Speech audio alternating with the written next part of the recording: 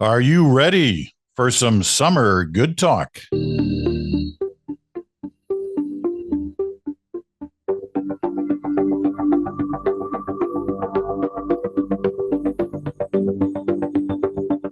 hello there, Peter Mansbridge here. We are approaching the end of summer. Man, didn't that go quickly?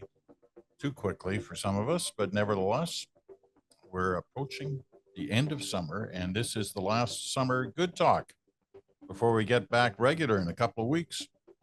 All right, here's my first question for Bruce Anderson and Chantal Hébert. And why don't we start with Bruce on this? And the question is very simple. Have you already ordered your Trump indicted t shirt, the mugshot t shirt? Uh, I thought Bruce had just put his away, He just took it off. He was so I wearing. wouldn't be in the shot. I have a collection of them. I have the first indictment, second indictment. It's like buying hockey jerseys now. You want the game worn kind of day of issue. And so you have to keep on buying them. Maybe there will be another one. Who knows? You know, we're not going to dwell on this for more than a couple of moments, but it has been a bizarre week watching this latest indictment unfold. And then last night kind of took the cake, and now he's going to grift off it on the t-shirts. I am just kind of dumbfounded watching the Republican debate the other night, where he was not there but was there, and then watching last night. Do you have any overwhelming thoughts you'd like to share on this scenario that's unfolding to in our neighbor to the south? Either one of you, Chantal? It's surreal. If any of us had a year ago or 2 years ago predicted something like this happening in the United States, we would have left a shred of credibility, with a shred of credibility left having done this. What's also mind-boggling, I guess, watching from a distance, not just from the distance of Canada, I'm guessing from the distance of basically most G7 and other countries, is that this person could still be elected president of the United States. I know. And when you compound that with the kind of week that we've seen in Russia, it kind of makes you worry about how far or into surreal are we going to be living within the next couple of years. It did feel. Yeah, look, we started with a little bit of levity about it, but I think that Chantal's, makes a really important point. To me, what we're watching is the fragility of democracy, and the democracy that we thought was the strongest one structurally and culturally in the world. And it isn't, or if it is, woe betide us, because it's really, really fragile right now. The system of justice has lost tons of credibility at the hands of Donald Trump and his supporters. There's so many people who don't believe that he's being treated fairly by their justice system, and more to the point, believe that it shouldn't really matter what the justice system thinks of him, that if they like him, that's good enough. And so I'm very worried about that. The other thing that occurred to me watching the debate among the Republican candidates for the nomination the other night was it's like another reality show competition.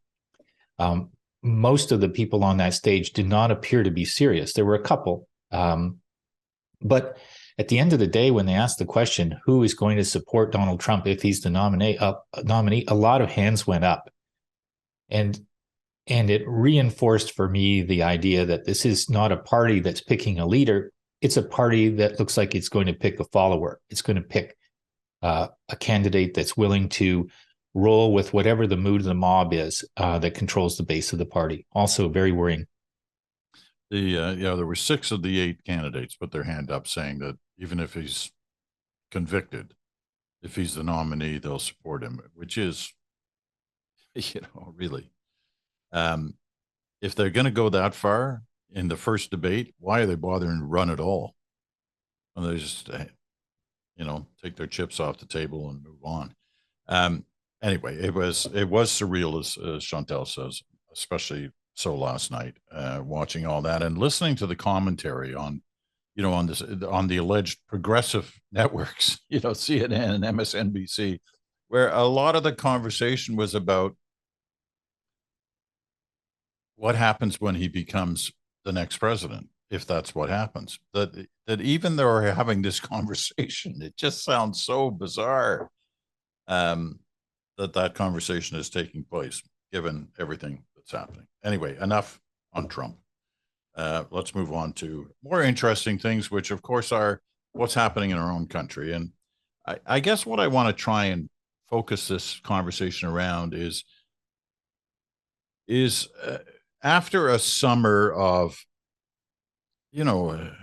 personal situations involving some of the leaders, professional situations, political situations, you kind of wonder where have things landed? Did any one side, and I'm thinking mainly in terms of personalities here, Poilievre, Trudeau, did either one have the advantage politically over the other as the summer comes to an end in terms of what they did, what they talked about, how they acted, where they went, all of that stuff? Did somebody have the advantage at the end of the summer based on what we've witnessed in the summer? Chantal, why don't you start? Well, I would definitively say that Poilievre comes out of the summer in better shape than when he entered it, along with his party. You can see it in voting intentions also, that the Conservatives have built a significant lead on the Liberals at this point. Not that it matters if we're going to go in an election in 2 years, or not that it should matter. But I believe that Pierre Poilievre and the Conservatives are coming out of the summer in part as a result of their own actions, i.e. a change of tone and an attempt to frame the leader in a less polarizing, let's burn everything in sight ground, but also in a choice of issue. And the hammering of the housing issue has been very effective on the part of the Conservatives and on the part of their leader, much more effective than the attacks in the House of Commons on China, which certainly hurt the government, but not in the same way, or not in a way that connects to voters in the same way as housing. But I would also add that Mr. Poilievre has had a lot of help from the Liberals over the summer. And the bigger assist came with this cabinet shuffle. Cabinet shuffle that to this day has yet to be explained in a rational, strategic way. And compounded with the fact that we've watched all of last year the Liberals playing catch up on the Chinese file. They were always one play behind, and their play was never good enough because it was always coming too late. This is exactly the same pattern that we've witnessed on housing. And look at this week, a cabinet retreat that is supposed to be focused on housing and that produces actually zero, except the fact that we now saw that the Liberals are scrambling to try to put themselves in the housing pictures. And clearly they're playing catch up again. So I would say not only is the Conservative Party and its leader reinforced their position this summer, but I would say that Justin Trudeau's position is much weakened, not only in the polls, but probably more significantly within his own caucus and his own party. This has been a summer where that has led to, and you read the papers this week and whatever you see online, and you see prime minister's exit, resignation, Canadians want Justin Trudeau to leave. Mr. Trudeau has put that question in the frame this summer. It wasn't Pierre Poilievre, who by now I think probably wants Justin Trudeau to stick around. We should acknowledge that it was Chantal, as she often is, who was kind of first off the mark on one of the important stories of the summer, which was that there was a lot of unrest within the Liberal caucus after that shuffle, about the leadership, about a lot of different things within inside the Liberal Party, and that story has taken hold, especially so in the last month. Bruce, your general thoughts before we get into specifics on some of this stuff in terms of how the summer played out for the two leaders. It was a washout for the Liberals. Really the worst political season that I can recall them having under Justin Trudeau's leadership. I think we've all become accustomed over the years to, following weather and looking at the information that apps provide us with. And to me, it couldn't be clearer that there are very serious storm warnings in public opinion for the Liberals. At the same time, it doesn't look as though they're doing the things that they would need to do in order to prepare for the situation that's developing. Pardon me. I do think that Pierre Poilievre has done a lot to rein in and soften and adapt his negatives. We can talk about some of those specific things if you like.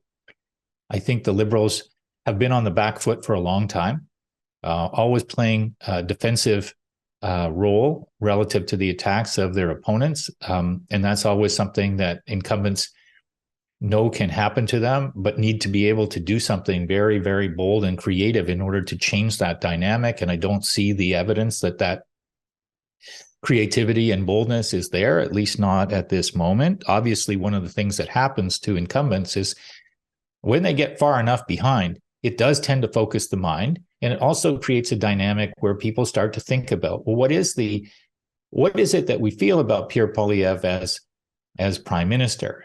And this is where I think that probably I know we're going to get a lot of comments about this.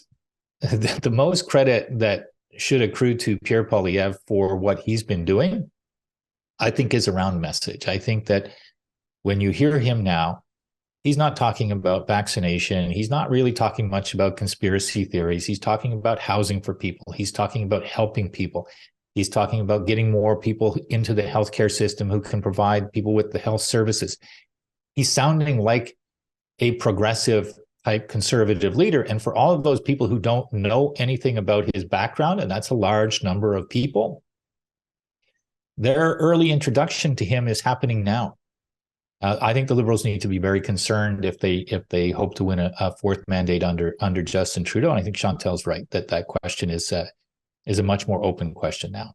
Okay, well, you've allowed us to get into one interesting part of the summer that has happened on the television airwaves, and that has been, and I guess on other airwaves as well, and that has been the introduction by the Conservative Party of their leader through, promotion, through these ads showing him in everyday situations, family situations, work situations, play situations, narrated by his wife.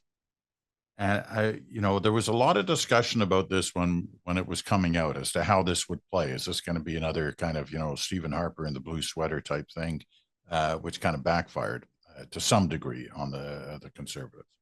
But how you've gone into the field on this, Bruce, or you're in the field right now. What is the indication that you're finding in terms of how Canadians are reacting to these ads? Well, that one ad because I should say the very fact they're doing the ads or have done the ads was an indication that they felt they were needed to kind of soften that image that had been laid out about Pierre Poilievre. You can debate whether it was an accurate image or not, but nevertheless, the fact they were doing these kind of ads, spending this kind of money, there was a reason to do it. So go ahead. Sorry. Yeah, it's extraordinarily effective ad. The research that I'm looking at is telling me that before seeing the ad, maybe 30% have a positive view of the Conservative leader, which is very close to the Justin Trudeau number. So his numbers keep on getting better on the positive side. When we show people the ad, something like 53% say that it gives them a positive feeling about Poilievre, and only like 12 a negative feeling. So that's the kind of signal that says the more people see this, the warmer they become towards him. I would add that another ad that I thought that I saw the other day, and I think that the Conservatives are going to put some money behind in the next 2 or 3 days, is one about housing, which I also think was one of the most effective partisan ads I've seen in a long time, where they juxtapose quotes of Mr. Trudeau over the years talking about how he's going to address the housing issue And alongside it, they run a scroll of what's been happening to housing prices all the time that he's been saying that he's going to solve this problem. It's one of those ads that's it's an attack ad for sure, but it's the kind of attack ad that people can look at and say, well, what's the counter argument? And I think that's a very, very difficult situation for the Liberals. One of the reasons, no doubt, why they spent much of this this summer retreat talking about housing. Chantal? Yes, they spent much of it talking about housing, and then floated trial balloons that were immediately pricked in their face.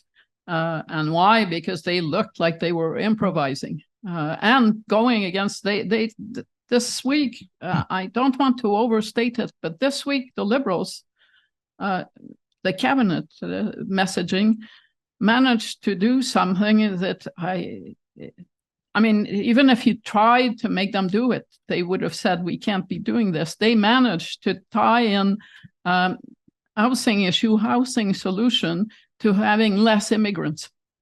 If the Conservatives had done that, the Liberals would have had a party at saying they're becoming anti-immigrant. The first people they point to when there is a social issue is newcomers. But here we have cabinet ministers freelancing issues like, oh, well, then maybe we should just put a ceiling on how many student visas we hand out. And where does that lead you? Foreign students, immigration. They tied themselves and they neutered their future attacks on the Conservatives, because one of the things Mr. Poilievre has achieved over the summer is talk about housing without talking about immigration, without joining these two and connecting these two dangerous dots that if you do connect, you're going to get a shock and you're not going to like it. But beyond advertising, that I still believe at this point reaches a not as large an audience as you would in a normal election campaign. We're not there yet. It's also in the leaders' messaging. When the Prime Minister was asked this week at his news conference, at the closing news conference of the cabinet meeting, what do you think, the polls are bad, et cetera, and he said, well, I understand that people or some people are angry. And the answer from Pierre Poilievre, which I thought was very effective, was people aren't angry, they're hurting. It's like you flipped the two characters from the 2015 election, the people who care or those who own the discourse over caring for people are becoming the Conservatives, while the Liberal leader is going around saying, well, people are angry, they're angry. Well, I don't think most Canadians at this point are looking at Justin Trudeau and are angry, but they are concerned, rattled, and certainly hurting economically. And to be told when you're in that situation that you're just pissed off, it's not great politics. Is the Poilievre ad running en français in Quebec? I think, well, I don't watch television. I don't own one. I've seen online a number of ads, but I'm kind of language blind when I'm reading. I would have to stop and ask myself, did I read this in French or English? Or did I see this in French or English? So I couldn't tell you.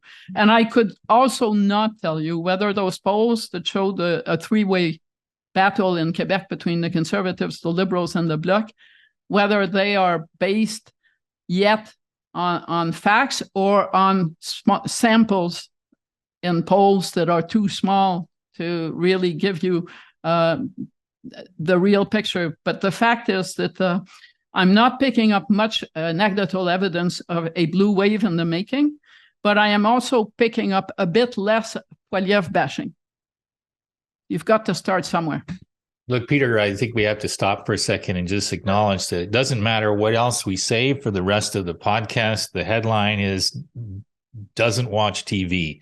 I don't have one.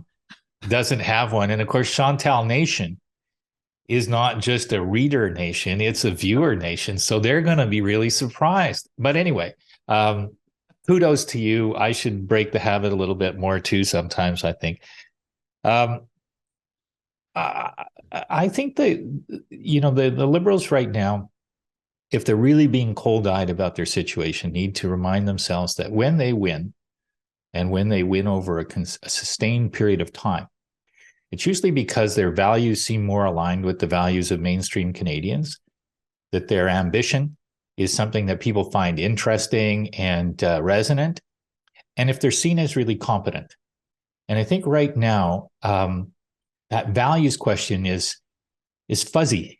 It's not like their values are misaligned, but certainly the Conservatives are looking maybe a little bit more aligned with voters on contemporary cost of living issues, that kind of thing. We haven't mentioned the carbon price and the way that it's landed in Atlantic Canada, for example.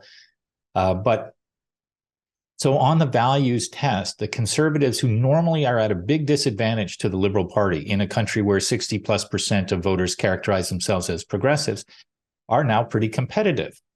On the ambition side of things, the Liberals have too many ambitions, and too many of them sound like ambitions to discuss things that they've already done rather than things that are going to come next. It's like there was a great first album in 2015 and people are waiting for the second album. What's the new music? What's the new songs? Why should we kind of reignite our passion for this party? And then the last piece is competence, where I think that if I look at the way that Liberals have managed a bunch of issues, I actually think they've done a pretty competent job with a lot of important structural policies, whether it's childcare, carbon pricing, that sort of thing. But there are a lot of things that go bump in the night in government, things that look like they're questions that have to do with competence. And I think they've been kind of leaking oil on that measure too. So I think they've got a lot of work to do between now and the next election if Justin Trudeau is going to be the leader and if they're going to be successful again. And who knows whether or not that's possible. We got to take our first break here, but it would be wrong of me not to weigh in on the major issue of the program so far, and that is the TV. Is the TV issue. Yeah. Must hurt you. It's been almost 10 years since I gave away that TV, by the way. Well, here's the way I look at it. Chantal's, dominance on the Canadian national scene is based on her journalism. It always has been. Journalism, no matter what venue you find it on, what platform you see it on. But it exploded. There's no question it exploded. TV's been good for her. I mean, I think that's a reasonable fact. You want me to put flowers and pictures of you guys in front of a dead TV set? So I can do that. Hey, listen, I watched it. I witnessed it. I saw it from one end of the country to the other. And there's no question that had a huge impact. And to listen to Chantal bury TV forever here with her words, it's hard. I mean, you dance with the partner who brung you to. I can still watch you on my computer as I'm here doing you now. are. You're doing a podcast, Peter. I mean, I don't need a TV to watch anything these days. Whatever. Did I mention the 2 iPads? 2 iPads. 2 iPads. You have 2. Yes, well, I have grandchildren, so it cuts down on fights. I hand one to one and one to the other and have them do math on both. Very interesting. Okay, we're going to take that break. And when we come back, there's lots more to talk about on this issue, not on the TV issue, but on, thank God. On the politics issue. We'll be back with more on that right after this.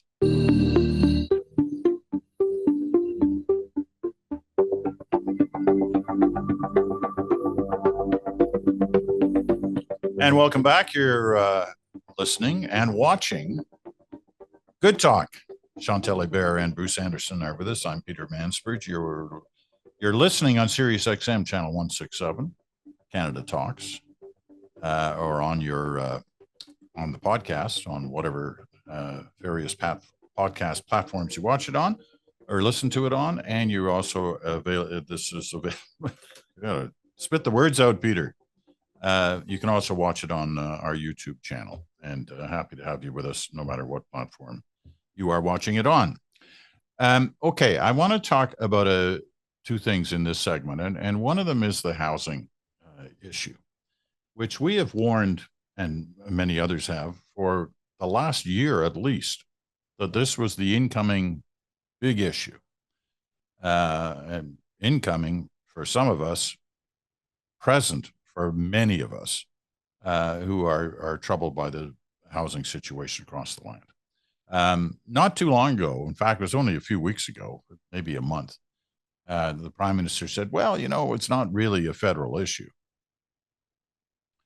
that it's more of a provincial issue and a municipal issue. And then all of a sudden, he's scrambling to have a special cabinet meeting, which was based a lot around the housing issue. Does this become, the issue for Canadians as we head into this 1 or 2 year slide into an election? That if somebody doesn't grapple with this to the point of coming up with a solution, it's going to be hanging over politicians as they're on the trail in the upcoming time. Is this the issue, Bruce? I don't think there will be just one. I think that this is obviously a very prominent concern right now, and I don't think it's going to become less prominent a concern between now and the next election. But I think it's always a bit of a mug's game to kind of imagine that we know what people are going to be talking about and thinking about. There are a lot of things that just kind of happen in politics that we don't see coming, and so I kind of reserve my kind of vote for top issue to a later date, maybe like day before the election is held. I do think, though, that the Liberals have had to think hard about the way that they've been dealing with the housing issue. I think the default setting over the last several years was to treat it primarily as an issue of housing for those who are low income or who are unhoused, almost a social and a redistribution issue. And that's certainly where a lot of their energy is as a political formation or as a cabinet, is kind of how do we help those who really need help, those who are aspiring to get to the middle class, as they often said. But I think what's changed about that, and what had changed, and maybe the Liberals just didn't do enough to kind of pay attention to this, is that there is another whole category of concern around this, which is a middle class issue. It's an economic issue for people who find themselves in a situation where they're earning good incomes, where they're doing the things that they were meant to do to kind of pay their own way, build their lives, and they have money, but they can't afford housing or housing that they want to live in. And so separating those two issues out of low income housing versus that middle class, I've got a problem getting the thing that I thought I was going to see as my most important single investment in my life. Those are two different political issues. And I think the Liberals made a mistake by treating them as though they were A, maybe less important than other issues, and B, significantly more in the area of low-income housing. And it's not an argument not to solve that issue or work on that issue. The point I'm making is I think they really missed the headline issue among middle-class voters who were seeing it developing and accelerating in the post-pandemic years. Chantal? So I'm going to start from political management, because I was listening to Bruce and I thought, have we not spent the past year saying the government misread, miscalculated, and to this day, and I'm going to go into the larger housing issue, don't worry, but to this day, and increasingly when you talk to Liberals MPs or ministers, they will tell you that they increasingly feel that there is a disconnect between how people around Justin Trudeau, as immediate palace guard, the PMO, and the rest of the world sees issues. And that speaks to something that you guys have seen in previous governments at the same juncture. And that is the bunkerization of the Prime Minister's office, and the fact that it has now become an echo chamber. One of the criticism of the shuffle was that it wasn't cabinet that needed 20-some changes. It was the PMO that needed fresh eyes and new blood, and people who who have not been part and parcel of every decision of the past decade that Justin Trudeau has ended up announcing. But to go to the housing issue, some of the polling I saw showed that millennials were, that the Liberals were well on the way of losing millennials, who, by the way, are the larger voting cohort now, not baby boomers. And for those who still see millennials as living in their parents' basement, millennials are 40 years old, they have mortgages and kids. And why they are angry with the government, and in this case, angry and about to vote somewhere else, and that goes to Bruce's point, is because they are the middle class and they've been hit by interest rates. It's easy for us to say, oh, well, we saw those 15% mortgage rates. The millennial class, the young families that are being raised in houses have never seen those interest rates. They are within unexplored territory, and they got very little warning of it when they signed up for mortgages. And so their mortgaging culture is very different from that of those of us who started off with 15% mortgages and who played it safe, probably for too long because we had lived through that experience. And I don't think the government has seen it, in part because it didn't want to see it, because it doesn't have an easy solution to this. Its own fiscal and monetary policy has brought this situation about. But the other thing that is unprecedented is that it used to be, and I lived in Toronto when my kids were small and we were starting off with a mortgage. It used to be Vancouver, Toronto, large city flashpoints, and you moved a bit further away, in the case of Montreal, it's always been a bit less expensive. But now this housing issue, the lack of housing that is also driving up prices, is not limited to Canada's largest cities. It is a fact of life in places like Drummondville and other places where you wouldn't think that it would be an issue. You would say, well, now that you can, work remotely, one solution is to move further away because you don't have to go to a city core all the time to show up at the office. But that has also created a housing shortage in a lot of places that never really had housing issues. And it makes it a global Canadian issue. Now, Justin Trudeau was right. It's not necessarily a federal issue. He doesn't have a lot of levers. It is impossible to advance this issue without cooperation, not just from the provinces, but also the municipalities. This week, there was talk about a housing summit that the Prime Minister should organize. Can you imagine a housing summit where he would only invite premiers and not mayors? But can you imagine what the premiers would say about the federal government treating mayors, who are creatures of provincial governments, as equal partners at a table at a housing summit? I mean, even getting to the table to have a productive conversation in the current political makeup of this country with, I'll name you 3 premiers, Mr. Ford, Ms. Smith, and Mr. Legault, by and large, do not get along very well with the mayors of their bigger cities. They're not on the same ideological page at all. Have that summit, and guess where those mayors will point the finger for their housing woes? They are not going to point the finger at Justin Trudeau. They will point the finger at the premiers. Do you think the premiers are about to want to do something like this? So a prime minister in his 8th year down in the polls does not have a lot of moral authority to bring all these people together and work to a consensus, especially knowing that he will be taking the hit in the ballot box because he's going to go to voters before most of the people I just talked about. Can I just add one or two thoughts? I think the idea that the Prime Minister's been draining moral authority, I think, is right. I think that the challenges of creating a conversation that includes mayors are there, but I don't think there's another set of cards that Justin Trudeau starts with. And so if he's intent on staying, he has to decide that I'm going to take some licks trying to get from here to where I want to get to on this housing issue. And so on balance, my own view is find the way to bring mayors of communities from, small communities, 5,000 people, to large communities, to some sort of a national working summit to talk about what the barriers are and how the solutions line up.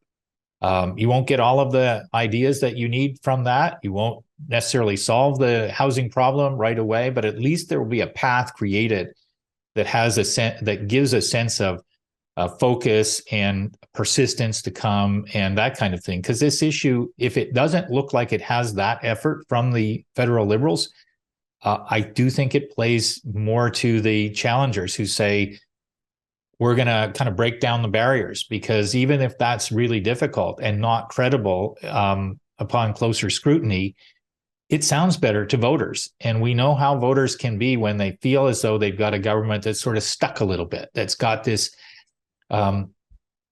this kind of almost feels like passivity, even though it uses language of activism that seems more interested in describing its past accomplishments than in leaving that unsaid and getting on with the what comes next. And that's the part that Justin Trudeau, if he really wants to win another election, if he wants to remain as prime minister, he has to look around him and say, what is it that's keeping us from doing this?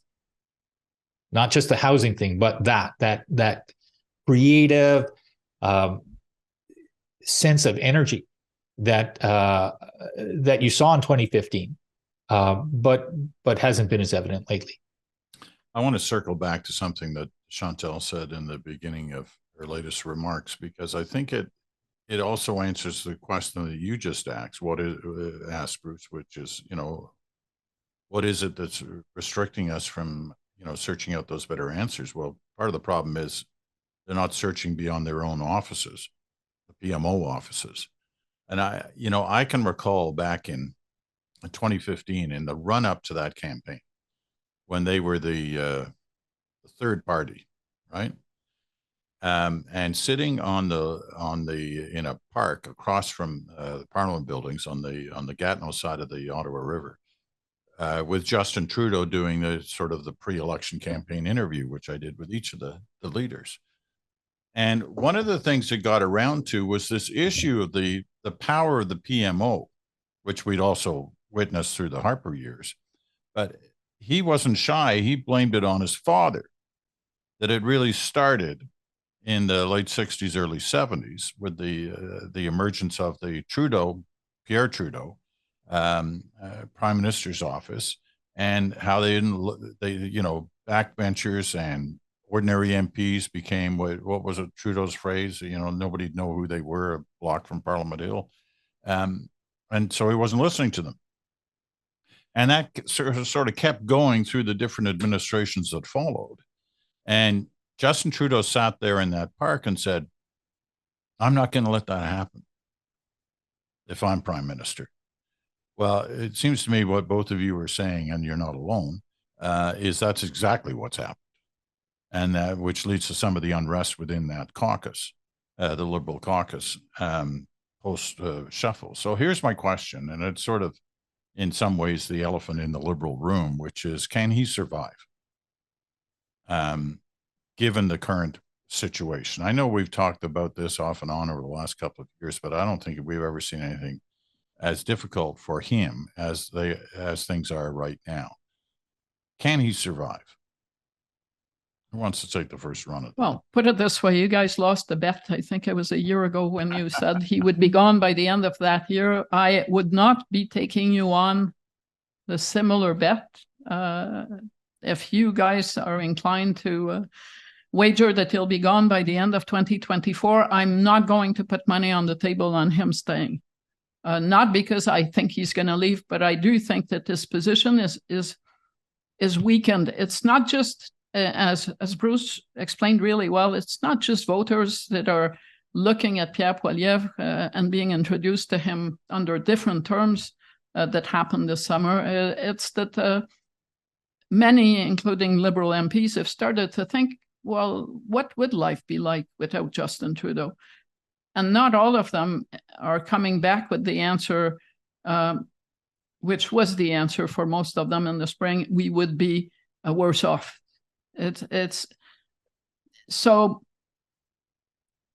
Brian Mulroney, remember, had his caucus behind him, solidly behind him, when he was way down in the polls, when it clearly looked like he was going to take them to the slaughterhouse if they went into an election. And still that caucus was to a man and a woman behind Brian Mulroney.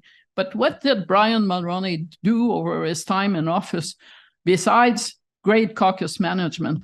He also changed, and someone from the Conservative era reminded me of this this week, changed his PMO to suit the occasion. When free trade was the issue, he brought in people from foreign affairs and trade to be the PMO, and including in comms to be able to deal with journalist questions. When it was unity, he brought in people who were deep into the unity file. And that does tend to bring fresh eyes to a PMO. That's not been happening in any way, shape, or form. And we're now in it's funny that you talk about Pierre Trudeau and Justin Trudeau saying he wouldn't do what his father does, because increasingly we're in a father knows best approach from the PMO to caucus and even to cabinet within the government. And if they were delivering great poll numbers and making their leader look good, it would be fine. But this week, I started hearing people saying, I thought the election might come next spring after the next budget, which makes sense. Minority government at some point, there will be only a year to go to the term, etc. This week, I'm hearing, well, I think we're going to go all the way to 2025. But what does that say? It also says we're going to give ourselves a lot of time. What if we can change leaders over that time? I'm not saying the Liberals would be better off with a different leader. I'm just saying Mr. Trudeau has a big caucus management problem on his hands, big enough that it was discussed at the cabinet table. And in case they have not discovered this secret of politics, caucus management is not the cabinet's purview, it's the prime minister's purview. And the last point on those Mulroney changes, often when he made those changes, he was kicking out some of his best friends, longest term allies. Kicking out may be too strong a word, but he was moving them out, which takes a certain degree of courage, I guess, in doing that. But he knew what the end game was, and he needed the help. Bruce, on this point. Yeah, it's interesting. We're kind of going back to the earlier years for metaphors or analogies, I guess. And I was reading somebody that both of us have known as a great kind of columnist about Canadian politics for a very long period of time, Lawrence Martin, who wrote a piece earlier this week. And I agree with a lot of what Lawrence writes. And I love his writing style, but I didn't agree with this column. He said that this is Justin Trudeau's party, and he's going to get to decide. And I thought, at least what I would do is to say it has been, but it's a question now. And he may end up getting to decide, probably will on balance. But I would not be anywhere near as convinced as Lawrence was in his piece that that's the safest bet. Why do I think that? I think that there are at least 50 Liberal MPs in that caucus who believe that on today's numbers, they would lose those seats. And that's a very real situation for those people. And they are looking at the PMO and the Prime Minister now, and they're asking the question, what are you going to do to help me not lose my seat?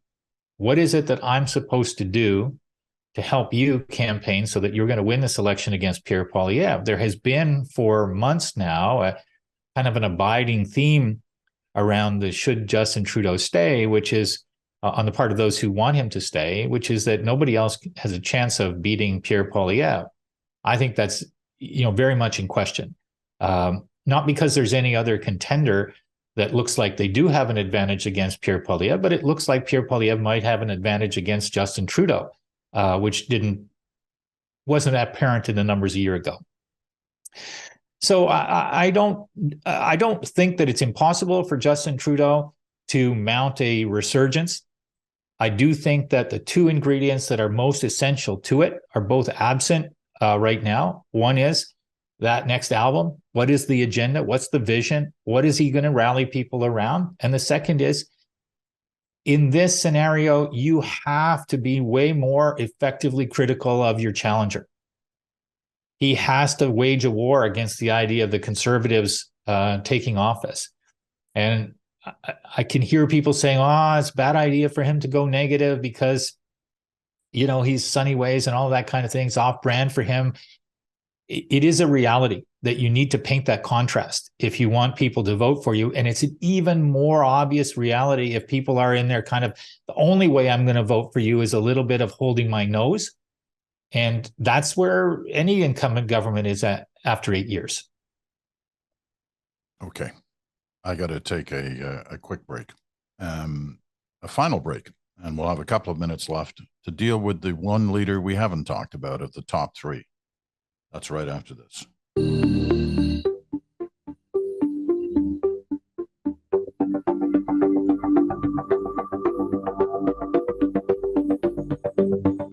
And welcome back, Chantal, Bruce, and Peter here for our final segment of our Summer Good Talk, the final Summer Good Talk, before we go back regular in 2 weeks from today. Jagmeet Singh, has he been left in the dust by all the various things that have happened this summer? And we only have a couple of minutes for this. Chantal, what would you say to that? Not necessarily, but still I'm curious to see. The NDP has not had a convention since the last election, and more importantly, since it struck this agreement with the Liberals to support them on confidence motions and basically ensure that they stay in office possibly for the full term. That's going to happen in mid-October. Now, the polls haven't shown any big boost for the NDP as a result of what's happening to the Liberals, which has to be troubling to both the NDP and progressive voters in general. But nor have they suffered tremendously from it. So I'm curious to see what the NDP members will make of, you know, where the party is at under Mr. Singh 2 years into this third term and under the auspices of this agreement. The buzz I hear from New Democrats is that they believe that they are in the best position that they can hope for looking at the entire picture, that they have no interest, and that's certainly true, in creating the conditions for a winning Conservative government, especially not a majority government, that they will never have more leverage than they have now, or that they may have, if there are discussions after a weak Liberal victory in the next election. But no one is seriously looking at Mr. Singh as someone who will become the next prime minister. And no poll has ever suggested that this was in the works. So it's kind of a wait and see position for them. I think the polarization and the more polarization that Poilievre brings to the scene, the worse it is for the NDP, because it makes the choices starker for voters. If you don't want the Conservatives, you're not necessarily going to vote for the NDP. So I'm guessing that because the softening of the image of Pierre Poilievre has mostly worked over the summer, that probably makes it an okay summer for the NDP. Bruce? Look, I think that the ascendancy of Pierre Poilievre is potentially a terrible thing for Jagmeet Singh, but it could also be a good thing for him. And the good things, so a little bit different take, I think. I mean, I think the terrible thing is the polarization, creating that sense of, holy cow, if you're a progressive voter and you see Pierre Poilievre becoming prime minister, you really feel like you better vote for the party that has the best chance of winning that election. The downside, of course, is if the Liberals fail to get their act together in terms of political management and aspiration, ambition, communication, agenda, their position as the second party to a Poilievre government isn't guaranteed. In some circumstances, I can imagine a situation where people are saying, I'm just not hearing anything from the Liberals. I think Pierre Poilievre is probably going to win. The NDP says things that are more pertinent to me in language that is more persuasive to me. So I'm going to cast my vote for the Orange candidate. I'm not predicting that that's going to happen, but I'm saying I don't consider that an impossible scenario that Jagmeet Singh ends up catching a lucky bounce out of the disaffection or disinterest in the Liberal Party if the Liberal Party doesn't burnish its credentials. The last factor, though, for them, and a lot of it has to do with what happens in the U.S. election, but also the timing of the Canadian election relative to the U.S. election, is that if we do see the ascendancy of Donald Trump again, that's going to be a wake-up call for progressive voters here. And that could be a pretty bad thing for Jagmeet Singh because most of those voters who'll be worried about that are mostly centrist voters and are not going to lurch for the NDP because their language on climate change or other issues is a little bit more edgy. Well, Can I just say about the notion of the NDP in second place that one, it sets aside the reality that the Bloc Québécois exists, and two, that the only time the NDP ever came to second place was because of an orange wave in Quebec. There are many things that I'm willing to waste money on, but I'm not going to waste $1 on an orange wave in Quebec in the next federal election. I need to, in case it sounded like I was predicting the NDP finishing second. I wasn't saying that. I was saying that there are scenarios where it could be better for Jagmeet Singh if people think there's futility to voting Liberal because the Conservatives are going to win, and that could be a bit of wind in their sails. Let me be fair. You said the second place for the Liberals is not guaranteed. You're right. But at this point, the Bloc is better positioned to then take that second place than the NDP. And the Conservatives would then have a big majority at the expense without Quebec in it, which is kind of a weird result. I love it when you two argue. That's good. Okay, we're done. We're done for our summer good talks, 2 of them this year, one in July and this one here in August. We're back 2 weeks from today with the regular good talk. As the bridge goes back on air, the summer hiatus is over. As of Tuesday, September the 5th, day after Labor Day, we're back, and probably on that day, Tuesday, Brian Stewart will be with us, and there's lots to catch up on the Russia-Ukraine story, and Brian will be here to do that. For Chantal and Bruce, thanks so much for the summer appearances, and we'll talk to you again both very soon. Take care, you guys. Bye.